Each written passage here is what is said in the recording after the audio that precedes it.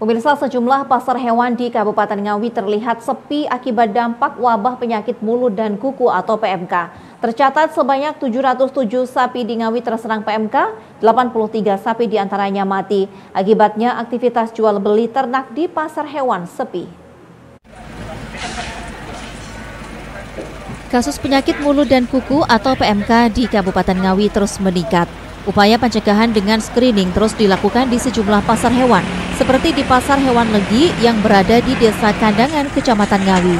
Di pasar ini, petugas memeriksa sapi-sapi yang hendak masuk ke dalam pasar hewan apakah terpapar wabah PMK atau tidak saat hendak dijual kepada pembeli. Kepala Bidang Kesehatan Hewan Dinas Perikanan dan Peternakan DPP Ngawi, Supriyanto menjelaskan, hingga tanggal 8 Januari kemarin, sebanyak 707 ekor sapi di Ngawi terpapar wabah PMK.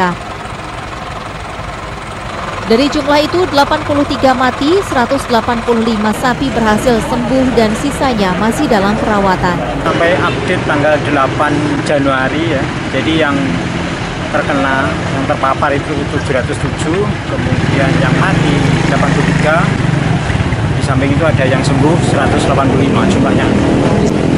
Sisanya masih dalam perawatan. Perawatan, Pak ya? Ya.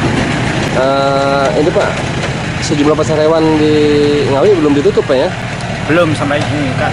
Tapi sebenarnya kita kemarin tanggal 9 itu sudah mengusulkan untuk ditutup. Ini sesuai dengan instruksi dari Kementan bahwa selama 14 hari kita usahakan pasar hewan ditutup untuk menutup rantai penularan penyakit PMK ini, karena disinyalir pasar hewan merupakan salah satu sumber penularan dari penyakit PMK ini. Screening berdasarkan gejala klinis, kemudian yang sapi-sapi sekiranya terkena PMK kita tolak untuk tidak masuk ke lapak. Pak, ada berapa pasar hewan Pak yang rencananya akan ditutup Pak? Kita rencananya beberapa pasar hewan, mungkin di Karangjati itu pasar hewan khususnya kambing, kemudian di Paron, Jogorogo, dan Kendal. Dan pasar Legi ini Pak ya? Pasar Legi ini terutama ini ya. Nah, kita selama ini juga sudah membagikan beberapa disinfektan di semua BPP di Kabupaten Ngawi, kemudian juga melakukan edukasi, komunikasi, informasi dan edukasi kepada peternak. Kemudian juga kita sejak kemarin sudah melaksanakan vaksin mandiri lewat PDAI. Jadi teman-teman dokter hewan mandiri kita upayakan untuk memberikan pelayanan vaksin mandiri kepada peternak yang meminta.